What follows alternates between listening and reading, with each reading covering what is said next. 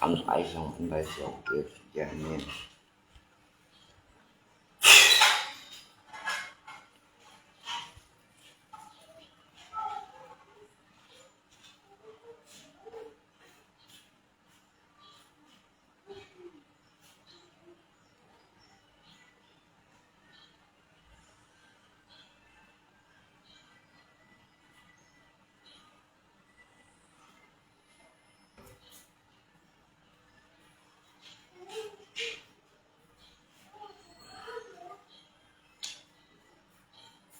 Mẹ nó xem còn vài chồng như nào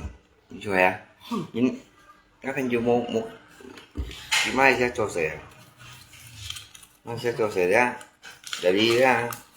chị mình không được còn nó không được có gì gắn với cái những để đi kèm không để đi kèm cái nó udah penuh alasannya udah penuh alasan gì đâu jadi chỉ nhân lang một dạng để tiền theo lang à cái là phải chứ cái gì hết cái mình phải có hiểu với mọi người cái gì cái tụi tôi giờ cái đó thì sao có phương nghĩ cái gì cái mình chuyển này à cái phương nghĩ nó là bị ép hạt đây chỉ trả lộ vào gì cái tụi tôi chỉ trả vào còn chỉ trả mày là tao nhá lia cái theo đấy kun thiên mẹ lo này đấy kun thiên dạy nhau là kun cái kun thiên gì cứ theo trên này cứ thành theo giữ hại nhau khăn giờ phải bị ăn số là phải kiểm bị cả béo vậy có tay ký trả hay có má ký trả thì bao nhiêu tiền nghe tiền gì nó sợ cá ký trả đấy hiểu có ký trả lo tao anh à thì mấy mệt gì á thì hẳn nó quen cũng chế là nhau lên rồi là pan mình đấy là nó chứ gì rồi để bây giờ chứ gì rồi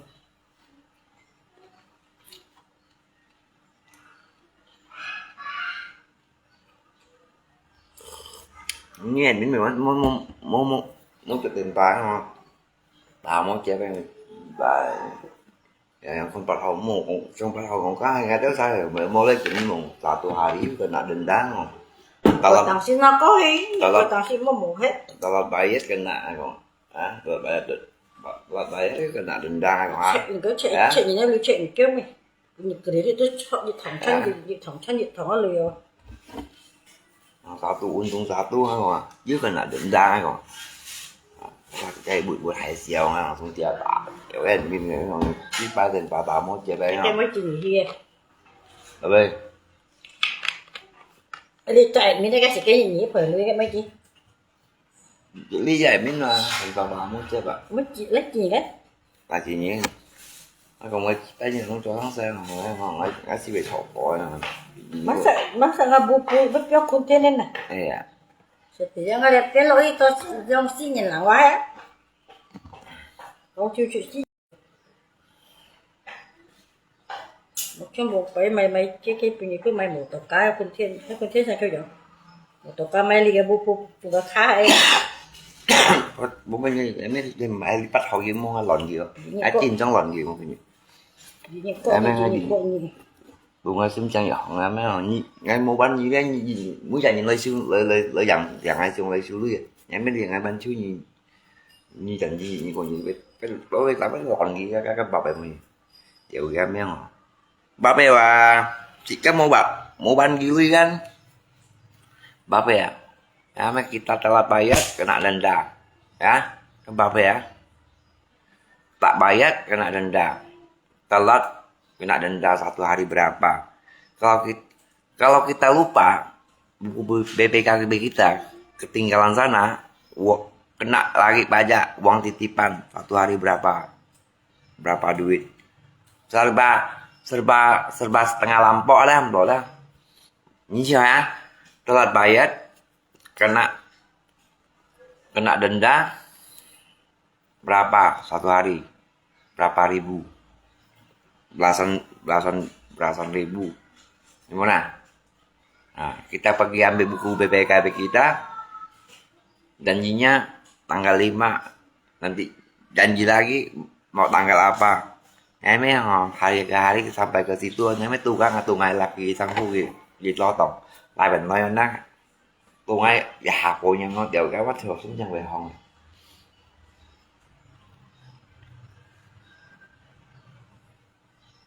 như vậy á như thế thì cũng phải mấy một độ kia đây còn bu phu tiền rồi chết chết địa bán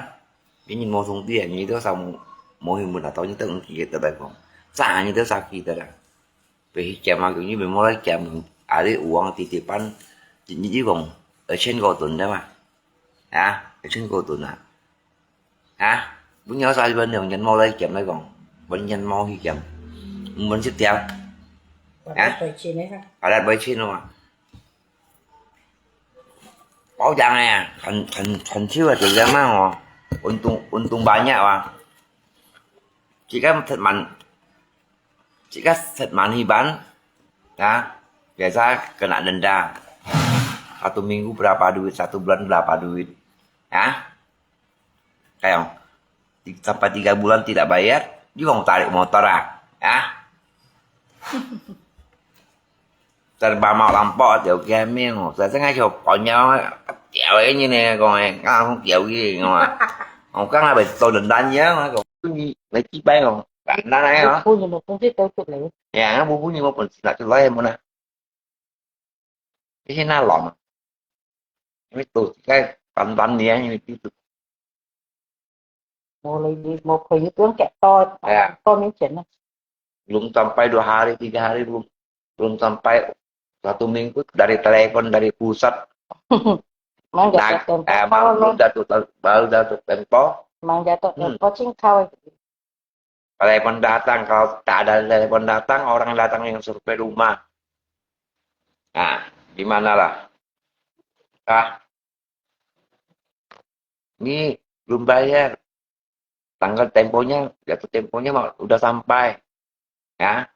jangan sampai telat ya nanti punya itu telat kan kami kan ở nhà cam chợ nanti saya suruh orang turun lapangan tarik motor kamu sekarang gimana ini orang udah lunas tapi susah keluar bukunya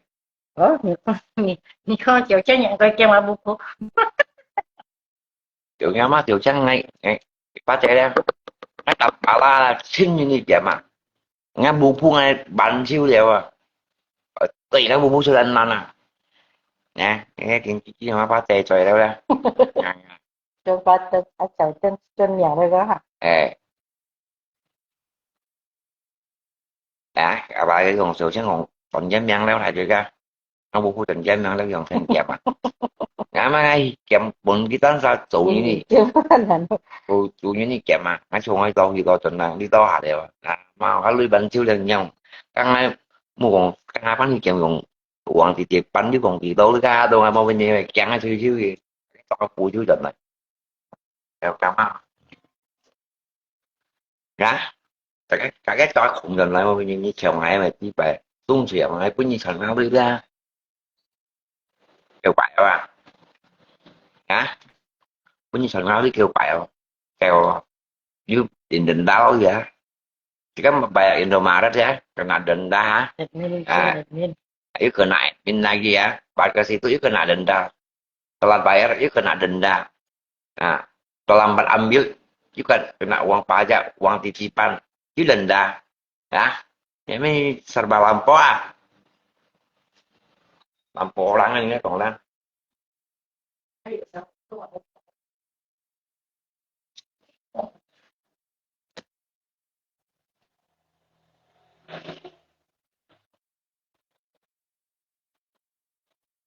kalau jangan minta uang bensin PP chính ra rằng là cái nào phải denda như kalau hay kalau denda cái lăng của nó to như em kia này serba lampau sẽ ngay sau đâu nhưng mà cái xin chân giả em mau bulan như mày như này cháu thôi rồi mà đâu mấy con ta thành bảo với như tụi mày chép mày còn hay ngay nếu sao một bữa tự làm bắt ban này còn nha ngay thì định đánh như bác định đánh chịu bạ chịu bạ chiều nói như chiều lại mà tôi bị mau bana sama nhất mau bana ha thì nhớ định đã lưu theo lần này còn thằng định đã lưu để đi bà lắm đi bà bắt lắm cả đi xăm bộ thằng cái tụi định đã lưu theo tụi theo lần lưu mong sao chết cái bè sai á làm nào nữa biết hay bánh xí na còn mày bay rồi lại còn như lại còn như này còn chả là sao nên mày còn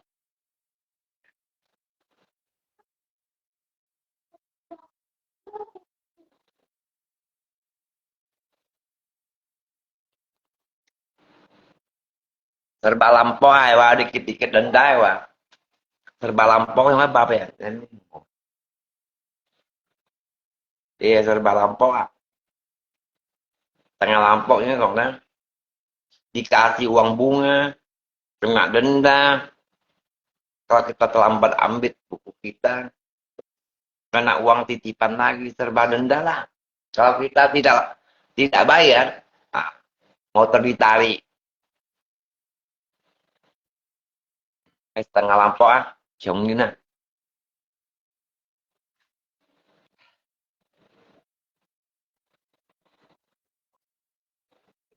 là mấy khi cũng cái món lấy đặt trong cái với những nhon đang mình sau là như bên là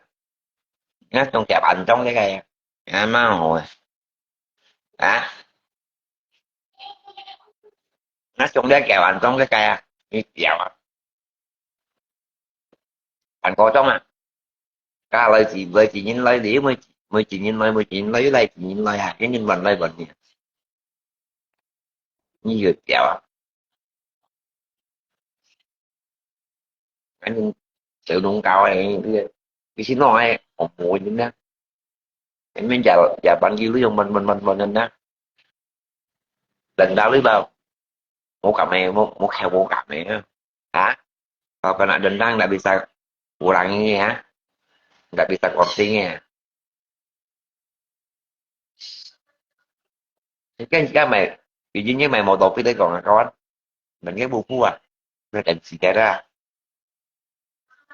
rồi tụi ăn kiểu cái mấy mua cho nha bằng bỏ lấy na sắp bồi chỉ gì đó na sắp bồi chỉ ra tại orang media ya masukin koran gitu baru yang itu mau nanya siapa nah kalian punya PPKT keluar diam-diam udah kasih informasi kita tidak tanya diam udah kasih informasi kita terlambat pergi ngambil kena denda uang titipan telat bayar kena denda telat 4 bulan 3 bulan main tarik motor serba ada ini contoh ya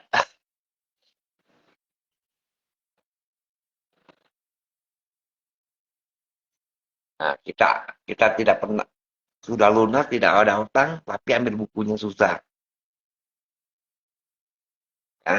Pontianak Singkong berapa jauh mana cũng tentang giống kiểu vậy nè minta alamatnya di Pontianak tapi tidak tahu ini kerja bebas kerja apa Pontianak alamatnya di mana dekat di mana tidak tahu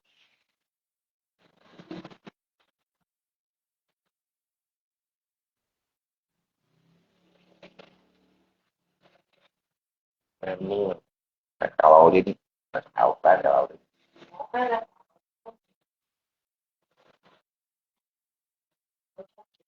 cái kiểu như là tiền vay kiểu như là ba đầu tự nhiên bên xử lý tội em về mà cho chuyện sau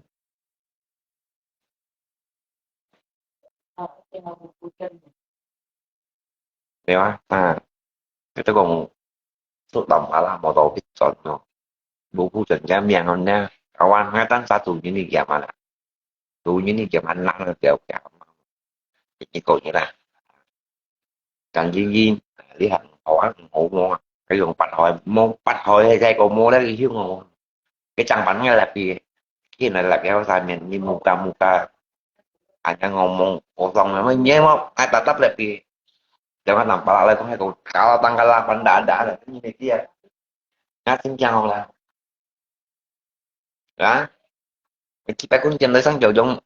đâu chiều nào mà làm sao mà tìm chú mà thì cũng chỉ có 11 chậm bỏ tông kita ada kawan ya tunjuknya chứ còn tối trên tuần nào cái như gì nhất kita tahu gì nhất là cũng kita cái mày còn cộng treo hay còn cộng treo xong ha tao đừng treo lăng hay hiểu không nào chúng ta thấy ngay tầm para mo hi mun gì lại còn nha nhị là chậm chậm mà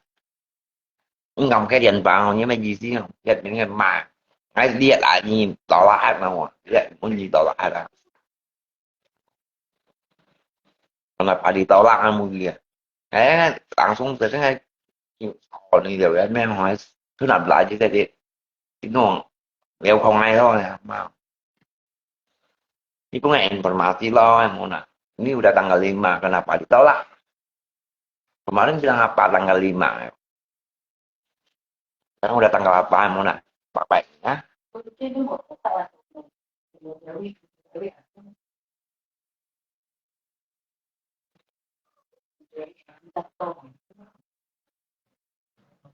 enak chung chỉ cái chén bọn anh kèm cì đi đây còn sẽ khéo ra kèm cì đi đây còn là telat ban ya telat ban kena denda ya belum sampai saatnya belum sampai tanggalnya sampai telepon datang orang datang selesai nhớ bữa chẳng siêu mà hay thật bánh bánh á lấy từ buka và trả lời có trả lấy chẳng siap ya belum sampai jatuh tempo telepon dulu ini dari pulsa uangnya tanggal berapa mau dibayar jika telat lagi kalau 1 bulan atau 2 bulan 3 bulan chứ còn kena denda chứ còn 1 juta lebih theo lăng thì dẫn như một ban mấy tiền mình đau lấy gì bà lăng nhé nó gì bà lăng bà như là nhé thuộc chịu bà lăng mà chịu bà lăng xong bọn tiêu sama nhé đâu thì theo lăng một ban theo lăng sama nhé theo lăng cái sama nhé là lui đi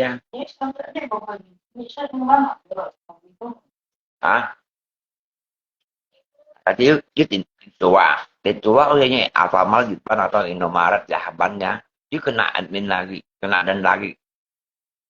2 kali lipat yang mah setengah lampau ini namanya Pak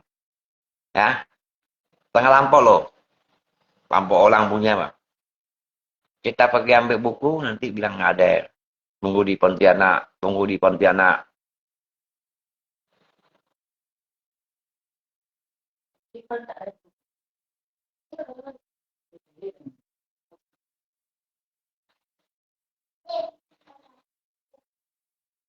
cũng như dạ bạn ha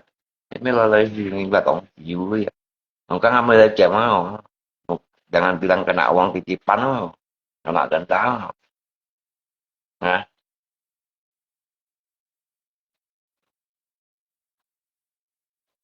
jika telat bayar ya mah suruh orang turun lapangan main tarik putar nanti saya suruh anak buah saya turun lapangan nah tarik putar kamu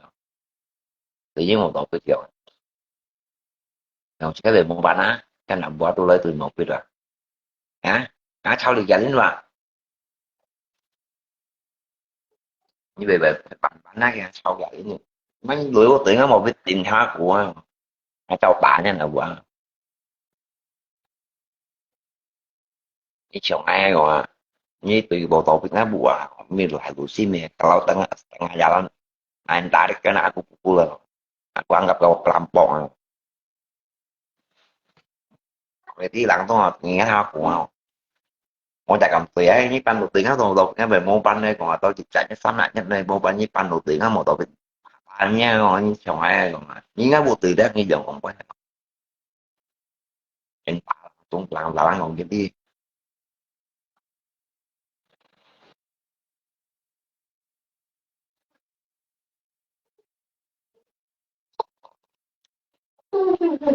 có waktu ajar atau ditagih ada dia live ya emang chỉ có những cái siêu gà thôi. Jika mau ban gitu lain jika lah song mun chẳng jika siang à mau ban á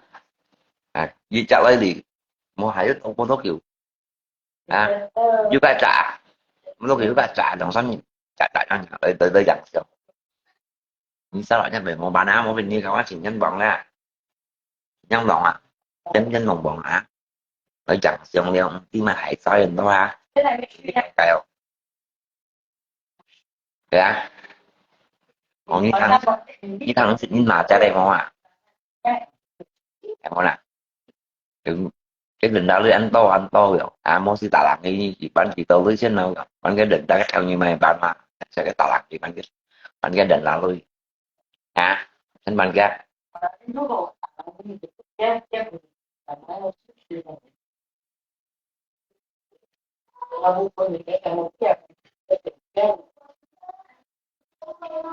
gimana sih sini jadi nggak tanggal 8 ada kalau nggak ada ini meeting nggak sih misalkan mau yang meeting mau chỉ bảo là không gặp bằng chạy đi nghe nó mua bánh gì đó là chả phải chỉ bàn thôi anh nơi đặng trong sụt ven này chỉ về lấy đặng hết xong đặng ở chỗ thì bạn chống lên còn nhà bánh trái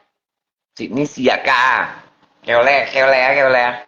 chị ní xìa ca là nhà má hoặc là như là cà bè không xì bạn đã không xì chén nè chị mẹ ăn cái địa chị nghe không đây liu bánh nhị bắt xìa ca hôm nay là xì nè không xì bánh xì biển à chị vào chân mà làนี่ถ้าพวกนี้ในสิ่งนี้จะแค่มองเป็นตาบาดตอนอาหารเราไปค่อยอยู่กันบ้างสีปาต้องบีเปลี่ยนอ่ะสีปาดหลายเดี๋ยวปาดสีนี้ยอดนี่ใจเราพวกนี้เลยแถวกามาตาค่อยkiểu xìa cả đó nèแถวกามาxìa cả một bạn xì bé xì mấy ông bắn chết nhau dài ba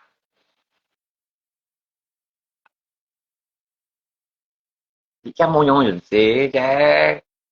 ngay không còn được mua nhau nhìn xì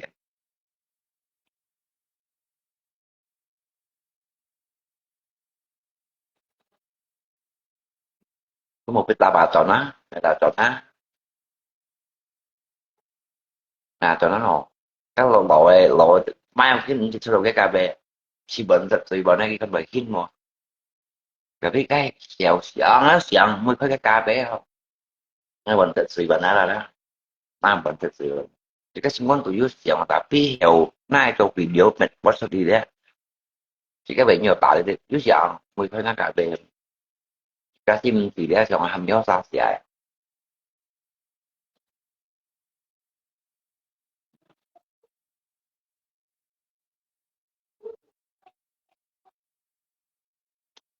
kiểu như cái nè chỉ để trong quay là nè là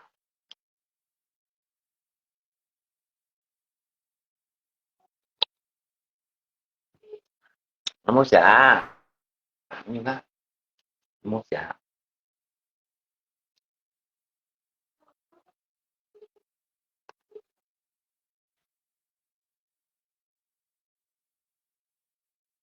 mà bánh còn bên cái tả cà phê một cái tọa của cái hai cái thằng cô đấy anh phá cái một cái là tôi khơi sau năm một còn là hai cái mà một cái chàng thắm này đó như sai cái má chàng như trong vui anh chàng thắm nó là cái gì đó cái pot anh phải trên trong xoay mẹ thân không cái gì bùng nhận hả mà là lớp học những cái có tận nhiều suy đúng chưa mẹ rồi xưa cho mình làเป็นโมเกียงไง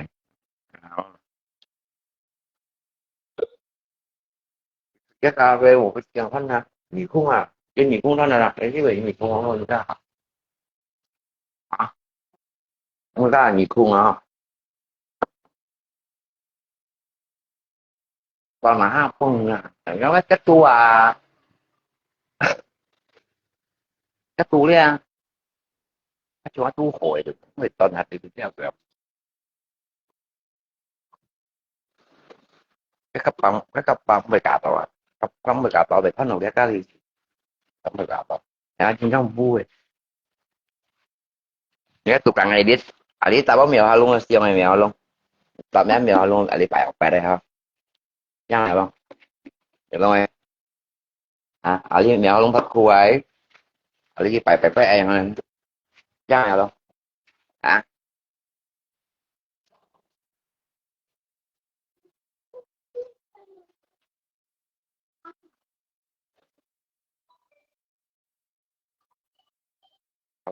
tao đấy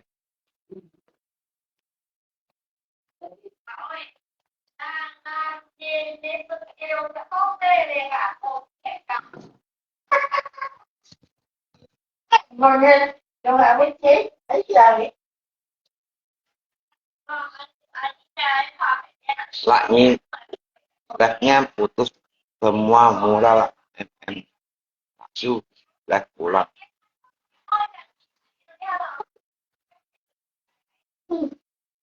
Rồi bà lên dùng cho bà là cái kêu ô lại chị lấy ngay thằng có lùng chuyên gạ gọi pin á còn để phá xe đó cái mèo lùng ngủ với đó là nó thồ năng nặng gì đó thôi cái biến tù lâu tù à ông nặng thì cái đó sao còn bé đây không đúng không thành cộng nó nè đó thành cộng trong cái à cái đó bu phú trình cái nhăn đâu đó phá xe đâu đó nó thồ năng nặng gì đó được như mấy cái chim bay bánh cái bánh súp lê bù nà xin bù đa luôn anh kiếm cái bu à cá tê tê khen nhé sen cá khen bu thì pembayaran khen langsung khen nha jadi otang lagi pak tun otang gitu nah mah anh kayak gitu nan khen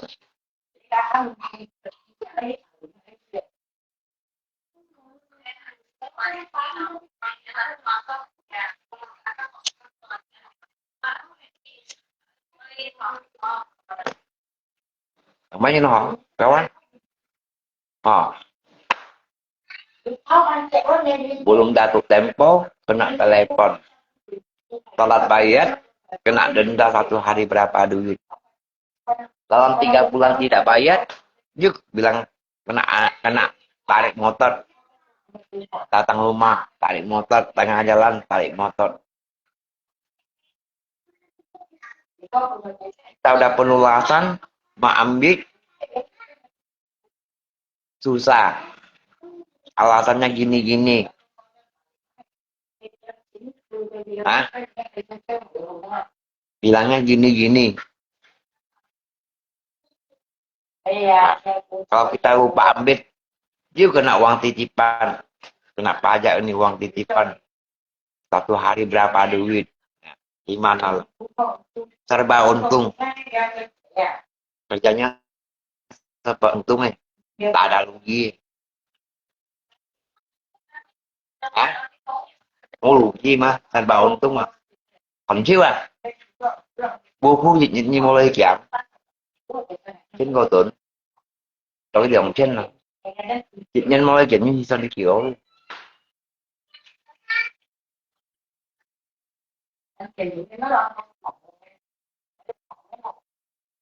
apalagi dòng nhân mulai giảm chỉ còn kéo lăng à hả như sao như dòng trên tuấn đua họ như dòng nhân về mulai giảm mà đã tôi như phép đặt cái cá to sẽ lên còn hành rồi nó giảm buộc khá nhưng giảm mẹn mà video khách hàng á luôn video khách hàng càng cá tế với con à Mana nggak boleh, nggak bisa. Dia tanda tangan. Cái đồ rồi, cái lại với kakak satu keluarga, wah. Hah? Enak video kan, pakai video kan masih nggak bisa. Suruh keluarga pergi, ambil, nggak bisa. Harus pemiliknya yang ngambil. Pakai video kan KTP tunjukin. Kakak ditunjukin satu keluarga. Suruh bapak, kak, adik, dan mama pergi, nggak bisa. Hah? Harus orangnya sendiri. Koneksinya lelet ah. Tuna-tuna.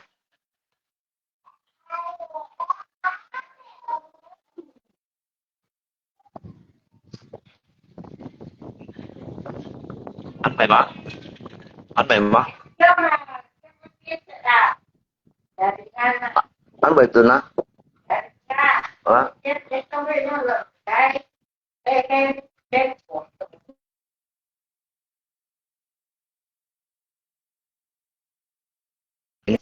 Không biết.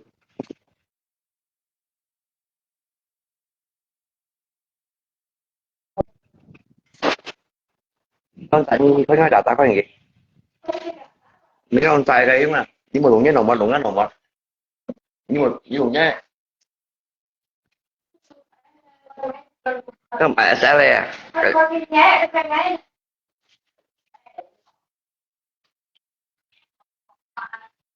Mày mà. Kiểu cảm nhau.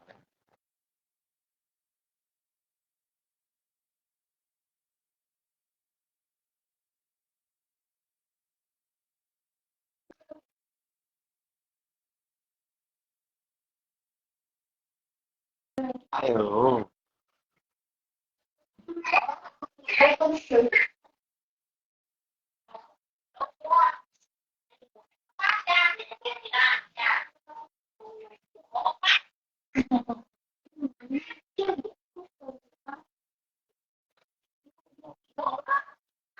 Mày bán là bán mà.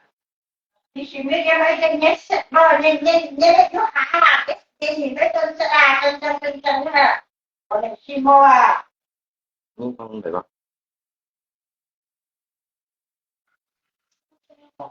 ra đây rồi ra đây vào đi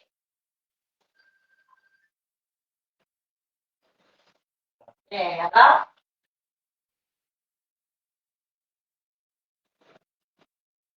rồi nhận nhận một trên trên là cái giờ đi nghe mua đó cái gì cũng hao nhân dân Việt Nam đấy cái bộ là Rồi trong cái tại tạo này mua cái đồng mè này ngắm cái gì? Mua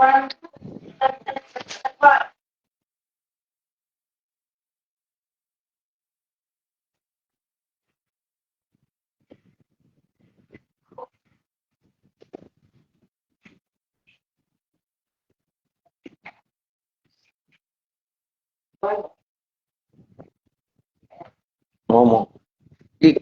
dòng cái mèo cặp bỏ tay với cái con bạn bé con trai vậy. con cái này đâu kia Dòng mày chào đi. No, mày chào đi. Bằng semua jauh ya berarti orang luar kan papa tanya. Dia udah tahu lah. Dia cuma si baik bapak saja jangan bapak. Ai mình kerja dia bilang kerja langsung ngejauhnya di mana, alamatnya di mana, aku pun di sana ngambil gimana enggak. Ah, nggak tahu ya mah. Kok kamu tahu Pontianak? Oh Pontianak. Aku nggak tahu galaunya di mana. Aku langsung hanya coba sungai jauh itu luas nih. Kamu nak? Ikaw sa nagawi sa pilihan, ikaw kung sa pilihan, ang siyempre, ang nagkakot ka di ba? Cái chi đi cả có cái viên kia có cái đó cái tôi về thì thì ngày đầu tiên là chưa một thì như về thì món như chỉ cái bắt cái nhiều Itu sedang buku mau yang hanya kang loy người ta gạt nặng. Dia cowok ya.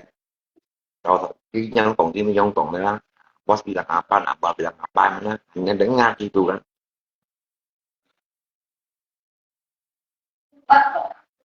nó có như nói nè cả sau rồi như nói không có một cuộc gì cả sau rồi cái ông một thằng thằng giặc xa quay rồi như một thằng giặc xa quay ngay còn như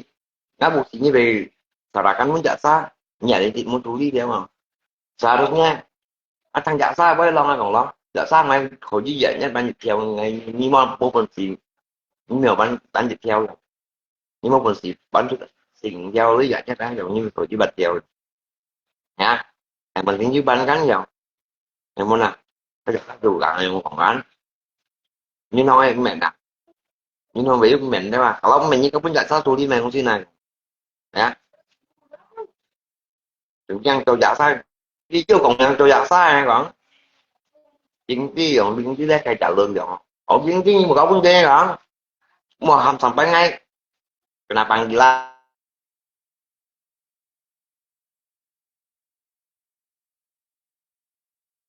hóa chuẩn ở như sao giống tại rằng là họ còn qua mình hay cần giống cá thao nó của ổ đó tận thao nó của nhé chúng ta mới tới đó cái lai tới đó ta mới làm còn bà nó cái nghe tầm nhà nó như cái còn mấy gì những việc kia không một cái ba này mà sao mới bắn nhé mà như cái phải đi xét không còn tôi bắn luôn cái con mày như là bảy kia tất nhiên bao giờ tụi này chứ là sau gì ai còn ngắm lấy rình đá là bị tới cái ba xanh này để cho anh có như một phần chuyện ngay còn bay như sức chi ba xanh này không cả bị lời nhưng đó thì cô cũng đang chè như không đang mà sức được ba xanh bị cái sức được ba xanh nha về vấn định ra đi cái gì sức ba xanh để cái ba xanh 10 rồi hình vẫn còn chào với một ở mừng chia cái ba xanh 10 rồi định tại bàn xuống à cái vùng nào về ăn xuống à tôi tại mà làm của nhau đó sao tao thấy ra nè biết chơi như non hồ đó xếp được ba xanh biết xong gì xếp gì ba xanh này những chơi mày phải nhìn không luôn cái hạt cái tàu mình ghi ra nó chạy đấy đi muốn chết mày cái nó chồng ba nó gặp qua Sài Gòn itu dari mana yang empat pasenya buat apa nah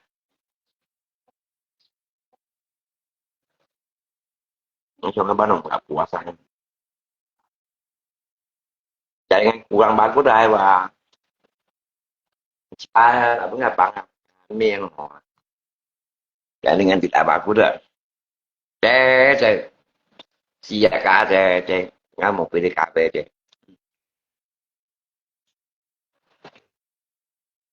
giống còn bà có nhị xếp gì đấy giống còn thầy ra với ai còn mày giống còn ai đáng ai còn tài nhị xếp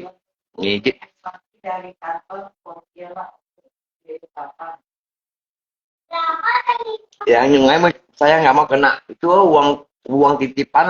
ngục ya nhưng còn cái jangan sampai saya kena uang titipan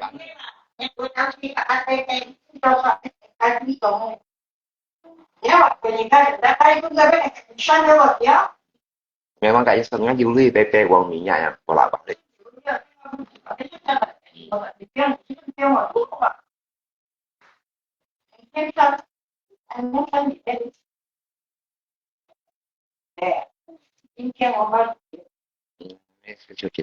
má chỉ cái gì cũng mua à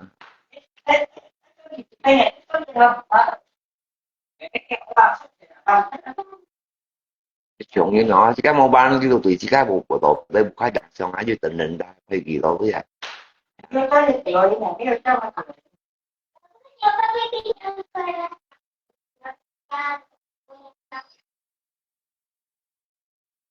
kayak mereka tuh tưởng đi bây giờ kayak mereka tulisnya di sini kayak mereka của họ kayak mereka biết theo cewek ya cũng nếu chẳng hay có cao gì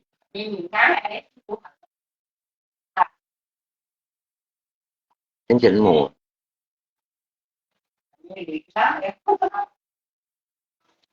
chương trình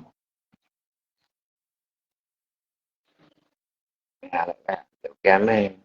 cái anh lại không ở những cái gì vậy hả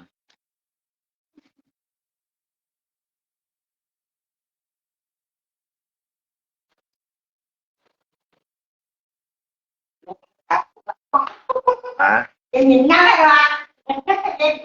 chỉ có thời gian ngắn thì chỉ cái gì thì phải ngắn mà cái gì đó phải có nó ngắn thì người ta bisa dengan BPJS Kak.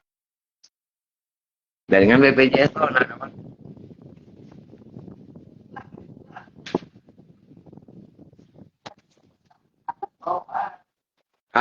anh tôi thì cái tổng cao mà xin thụ tu trần này nhân hay một thì nè vì việc họ họ xin trò trò đồ cà phê á gì đó còn là thụ tu trần như khó vậy như việc đó à tôi một bà chê bé anh chứ tôi một bà chê bé là nó chưa việc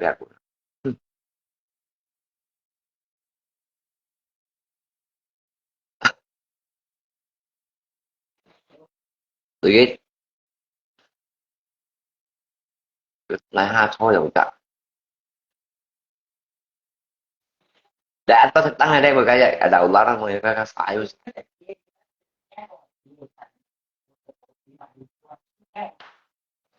bé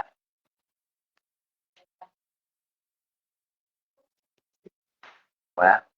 tôi chịu vậy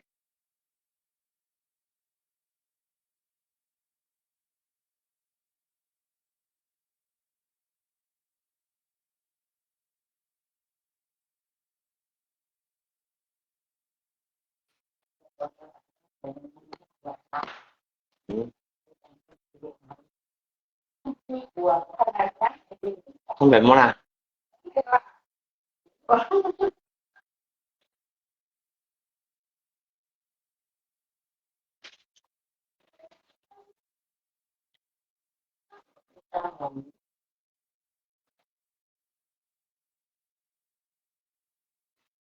tầm đi tôi phải tiểu cho mà tại ra cái tủ thêm của cái gì đang có tủ tôi ra mà trong đó giờ con nó gan chi không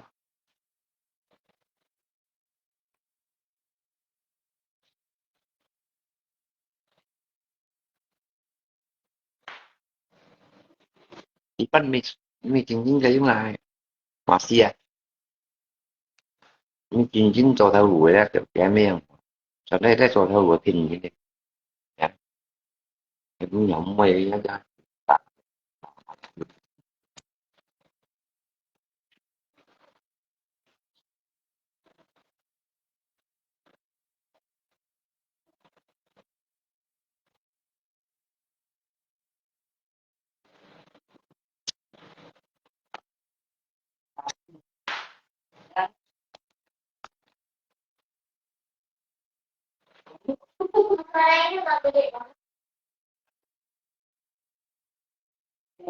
hầu như á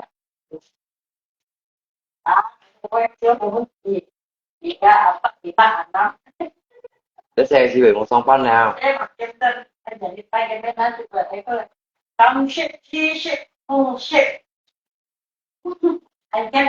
không bây giờ mới chị ra là những cái chơi nhá là qua pe không tiền thì của chúng tôi cũng có rồi phát tờ trên gì đấy tự nhiên không đây như này có phải kiểu thì có bà ship cái gì nào đang shit shit để tay đặt một cái tay thì bà thành người ra như còn quan với nhiều cũng như bà thành người ra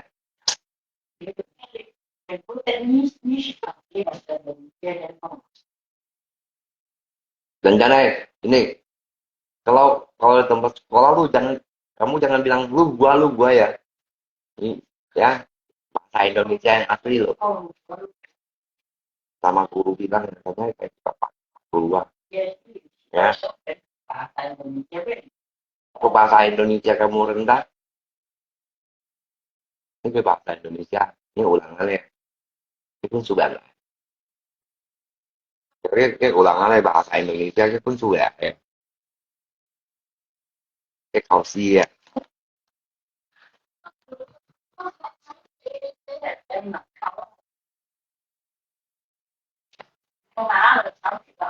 con quay về TV via đồng chí mấy à thì họ không ai về tí đến thì chúng ta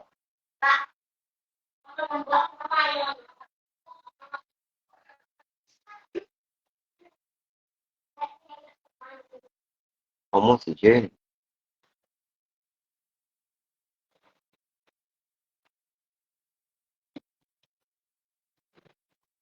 muốn sự chuyện install cái phải HP này install cái